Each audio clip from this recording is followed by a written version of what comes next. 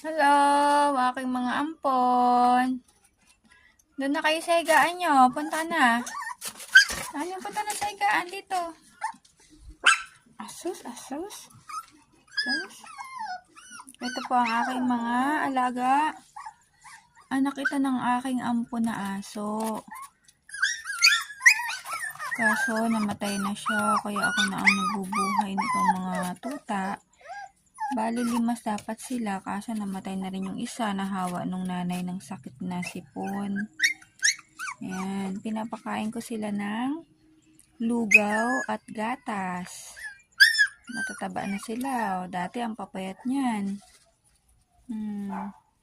Lalaki lahat sila.